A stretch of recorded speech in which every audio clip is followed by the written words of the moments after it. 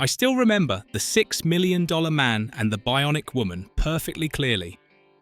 I grew up with both shows, always eagerly waiting for the evening broadcast, even when it was just a rerun. Once I almost broke a bone trying to imitate one of Steve Austin's jumps, fully believing that I too could run in slow motion like on TV. To me, they were two of the television shows that shaped my entire childhood and were indispensable icons of the 1970s. Back then, everything was very straightforward. The hero, the music, the slow motion movement, and the cha-chow-shai sound that rang out whenever something miraculous happened. They were shows that parents allowed you to watch on Saturday nights because they seemed safe. But then time passed. And when I went back and watched each scene through adult eyes, I realized that the Bionic hero was once created as a weapon. The accident in the opening sequence was real, and Peterson's accident permanently ended his flying career. And there are details which, if you had known them from the beginning, your parents might not have let you watch them on Saturday nights. And today, we reopen the backstage door of the $6 Million Man 1973. 20. The Bionic hero was once born as a weapon. Before Steve Austin became America's most beloved Bionic man, he came from a far darker place. The character was adapted from Martin Caidin's novel Cyborg 1972. And in that book, Steve is by no means a likable hero. Caidin's original version portrays Austin as a cold, emotionally detached operative who carries out secret missions for the government and does not hesitate to cross moral boundaries. He is more like a human-shaped weapon than a human being, completely opposite to the friendly image Lee Majors brought to the small screen. When adapted for television, the producers deliberately softened things. The network wanted a hero suitable for family time slots, so they added humour and turned Steve into a familiar model of uprightness. A few early pilot episodes still retained some of that edge, but once the series aired regulars, the transformation was complete. The premise was kept, but the soul was changed. Very few viewers know that Steve Austin began as a government-created assassin, not a superhero. 19. The word bionic almost caused a mess of legal trouble. Before the series aired, Bionic had been used by several biomedical companies in the US in technical documents and marketing, especially in the fields of prosthetics and body support devices. When Steve Austin appeared every week with bionic arms and bionic legs, a company specializing in the production of prosthetic limbs claimed that using this word on television violated their trademark rights. According to records recalled in television history books and interviews with Universal's lawyers, the company threatened to sue, arguing that audiences would confuse real medical technology with an entertainment product. The producers countered that bionic was a general descriptive term, not an exclusive brand. In the end, the two parties reached an out-of-court settlement. Details were not made public, but Universal kept the right to use the word bionic on air and in tie-in products. Ironically, it was this very dispute that helped the word bionic spread even further. Only a few years later, it officially appeared in English dictionaries. 18. Lee Majors didn't just play a tough guy, he truly lived that way.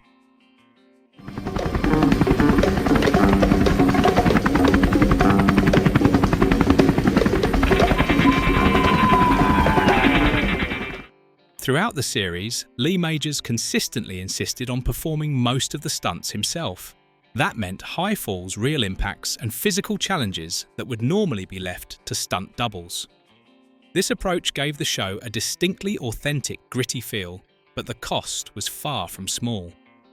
Majors was constantly injured during filming, from cracked ribs and sprains to torn muscles. Later, he joked that he should have been paid $6 million just for the hazard pay. One of the most dangerous stunts was the scene jumping from a helicopter to the ground, and Majors performed it himself without hesitation. The slow-motion sequences in the Bionic style looked gentle on screen, but in reality they were extremely grueling. He had to repeat every movement over and over, wearing hidden harnesses and enduring the harsh studio lights. In one scene, he suffered a bruised tailbone so severe that he could not sit for many days. Yet he still continued to work as if nothing had happened. 17. The Bionic sound effects weren't there at first.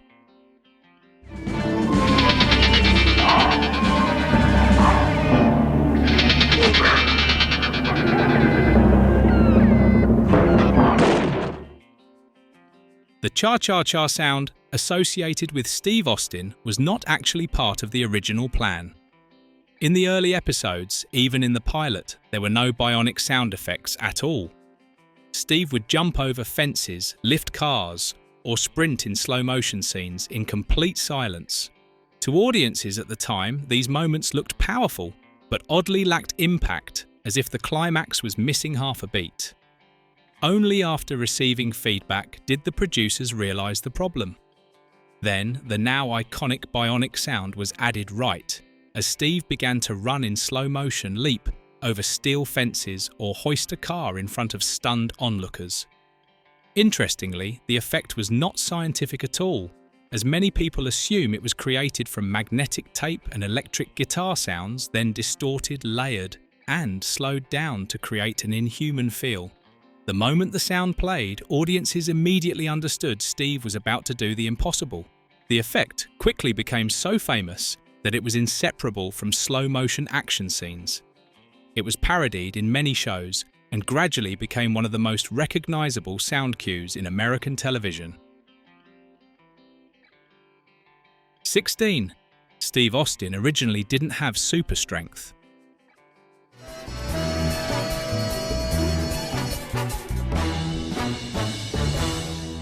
In the original concept of the $6 million man, Steve Austin's upgrades were limited to speed, vision, and hearing. The producer's goal was to keep the show within the bounds of plausible science fiction. So in the early episodes, Steve mainly ran in slow motion, jumped high, and eavesdropped rather than flipping cars or smashing through walls. This is clearly reflected in early season scenes where Steve avoids direct confrontation and relies heavily on tactics. But audience feedback, especially from children, changed everything. According to the writers and Lee Majors, the most popular moments were actually when Steve displayed raw strength. Children imitated scenes of lifting heavy objects more than any other ability. From the middle of the first season, the writers loosened up. Steve began flipping cars, bending metal, and breaking through steel doors. Science was pushed aside, but ratings soared. From then on, Steve Austin was no longer just a high-tech agent, he became a television superhero. And it was precisely that absurdity that turned the character into an icon. 15. The opening did not appear in the original pilot. Gentlemen, we can rebuild him. We have the technology. We have the capability to make the world's first bionic man. Unlike most shows of its time, the $6 million man did not have a traditional theme song. Instead, the series opened with a dramatic narration. Gentlemen, we can rebuild him. We have the technology. That deep, calm voice belonged to Richard Anderson, who played Oscar Goldman. Interestingly, this opening did not appear in the original pilot. The first version used only standard background music, but during test screenings, audiences felt it lacked emphasis and failed to create a distinct impression. The producers then changed their approach, combining real NASA footage with Anderson's narration, to turn Steve Austin's reconstruction into a life-or-death event that felt closer to the real world. That decision proved effective. The new opening immediately gave the show weight and a serious atmosphere. It quickly became one of the most recognizable openings on television, frequently parodied in shows such as Family Guy and The Office. The line, "We have the technology," thus stepped beyond the screen and became a pop culture icon. 14. The Bigfoot storyline was cheesy but wildly beloved by fans.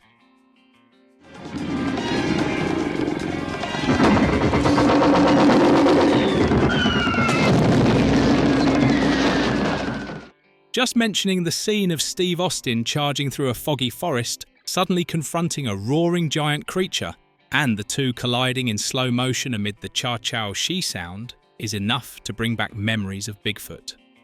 The role of Bigfoot was originally played by legendary wrestler Andre the Giant, a real-life giant with a surprisingly gentle personality. Behind the scenes, things were nearly chaotic, especially for the catering crew. Andre's infamous appetite was very real. A breakfast of 12 eggs, a lunch of an entire chicken with steak, and his drinking ability became the stuff of legend. One crew member recalled, "I was with him one night when he drank 106 beers. When the Bigfoot storyline proved too popular to abandon, the role was later given to Ted Cassidy, who had played Lurch in The Addams Family, to continue expanding the myth. And despite its silliness, the scene where Steve Austin gently speaks to Bigfoot, 'Come on, calm down, we're friends, remember?' remains one of the strangest yet most endearing moments of the entire series." 13. The accident in the opening sequence was real. She's breaking up. She's breaking.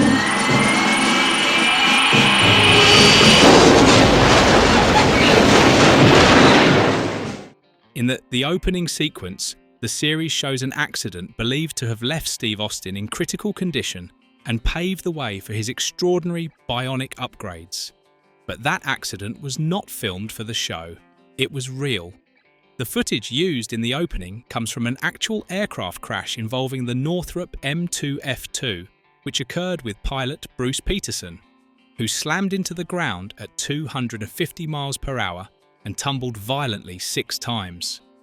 Remarkably, Peterson survived the crash, but he lost one eye.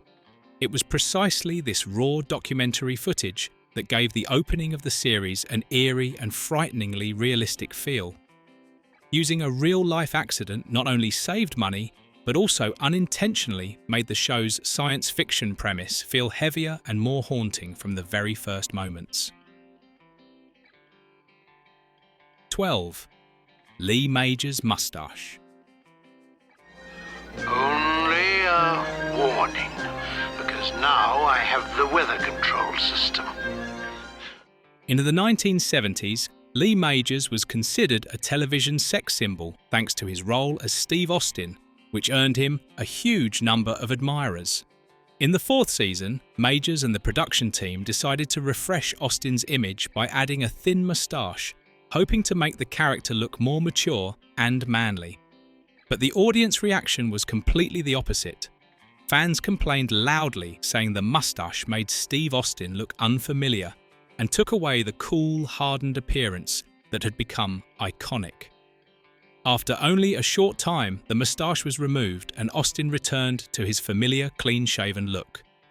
This became one of the rare examples of television. At the time, being willing to change a character's appearance purely because of audience reaction. And clearly in this case, they made the right choice. 11. The real mummy of Elmer McCurdy. During the filming of the episode Carnival of Spies, a shocking discovery occurred when the crew began rearranging props inside a funhouse in Long Beach. What they thought was a mannequin turned out to be the real mummified body of Elmer McCurdy, an Oklahoma outlaw who was shot dead in 1911 after robbing a train and getting away with only $46. After his death, McCurdy's embalmed body was sold to a traveling carnival, and over the next 60 years passed through various sideshows, haunted houses and wax museums, eventually being forgotten as an actual human corpse. The truth was only revealed when a crew member accidentally broke one of its arms. After the discovery, McCurdy's body was returned to Guthrie, Oklahoma, where it was buried in the Boot Hill Cemetery under 2 tons of concrete to prevent any further exploitation. 10.6 million was a huge number in the 1970s. In the opening of The $6 Million Man, the familiar line is delivered cleanly and simply. "We can rebuild him for $6 million. It sounds neat and easy to remember, But in the early 1970s, $6 million was far from a throwaway figure. According to official inflation data from the US Bureau of Labor Statistics, $6 million in 1973 is equivalent to more than $40 million today. In other words, Steve Austin was not just a bold medical case, he was an extremely expensive military project comparable to the cost of developing a top-secret weapons system. And that is precisely what makes the show interesting. Steve Austin was not rebuilt out of pure humanitarian concern. He was invested in because he still had practical value. Every slow-motion jump, every bionic limb, every car-lifting moment carries a cold implication. We spent a fortune on you, now you have to perform. 9. Writer Martin Caidin witnessed Bruce Peterson's accident. And this is where the story truly takes on a chilling tone. Writer Martin Caidin didn't just hear about Bruce Peterson's accident, he witnessed it firsthand. In 1967, Caidin was present at Edwards Air Force Base on the very day the M2F2 crashed. He saw the aircraft lose control and tumble across the dry lake bed at a terrifying speed. He watched the fuselage shatter and twist, and he believed that no one could survive such a sight. But Peterson did. That image haunted Caidin for many years, and in 1972 he wrote the novel Cyborg, the book that would later become the foundation for the $6 Million Man. The entire series began with a moment in which one human being stood and watched another come terrifyingly close to death. 8. Peterson's accident permanently ended his flying career. Peterson's accident did more than just inspire a television series. It also brought his flying career to a permanent end. A man who had once tested NASA's most daring aircraft would never again sit in a cockpit. But what is rarely mentioned lies beyond that fall. Peterson did not disappear. He continued working at NASA in support roles until 1971. Decades later, he became head of safety at Northrop Corporation, the very company that had built the M2F2 that nearly took his life. He later participated in advanced aviation programs, including the B-2 stealth bomber project, until retiring in the 1990s. Peterson passed away quietly in May 2006 at the age of 73. 7. The opening shows footage of two different aircraft. If you look closely at the opening of the $6 Million Man, you will notice something rather odd. The accident used as the foundation for the entire series is the real 1967 crash of the Northrop M2F2, a historical event that is not disputed. But what appears on screen is not entirely consistent. Some flight shots and camera angles in the opening are actually footage of the Northrop HL-10, another lifting body aircraft tested by NASA during the same period. The two aircraft look fairly similar, so during editing, they were mixed together without any clear attempt to conceal it. This confusion even carried over into the scripts. In the episode The Deadly Replay, Oscar Goldman refers to Steve's aircraft as the HL-10. But in the 1987 reunion movie Steve Austin instead says it was the M3F5, a designation that does not even exist in the history of experimental aviation. 6. Dr. Rudy Wells had three different faces. Do you remember the operating room scenes with Steve Austin lying motionless under the harsh lights while Dr. Rudy Wells stood above him, calmly making life or death decisions? If you watch closely throughout the series, there is something hard to ignore. The doctor's face keeps changing. And the truth is that Rudy Wells, the man responsible for operating on and rebuilding Steve Austin, was actually portrayed by three different actors over the course of the show. Martin Balsam played him in the first pilot film. After that, Alan Oppenheimer took over the role in the next two pilot films, and throughout seasons 1 and 2. Beginning in season 3, Martin E. Brooks became the most familiar Rudy Wells remaining in the role until the series ended in Season 5. 3 faces, 1 character, 5 years of television. And the irony bordering on dark humour, the Doctor who specialises in rebuilding humans with bionic technology ended up being the least physically consistent character in the entire series. 5. The producer's first choice was Monty Markham. Originally, Lee Majors was not the name the producers had in mind for the role of Steve Austin. Their first choice was Monty Markham, and even author Martin Caidin felt that Markham was better suited for the part. However, at that exact time, Markham had accepted a role in a new Perry Mason series for CBS, forcing the team to look for another option, and Lee Majors stepped in at just the right moment. The irony came later. Markham still appeared twice in The $6 Million Man, but in the role of Barney Miller, the $7 Million Man, a bionic rival, valued at exactly $1 million more than Steve Austin. The actor, who almost became the icon of the entire series, ended up playing a character created to surpass that very icon. A very Hollywood kind of ironic loop. I always wonder whether standing in front of the camera Markham ever briefly thought, if things had gone differently, the one running in slow motion every week could have been me. 4. Steve Austin and Jamie Summers are television's first science fiction couple. Steve Austin and Jamie Summers are not just bionic humans. They are one of American television's first science fiction couples.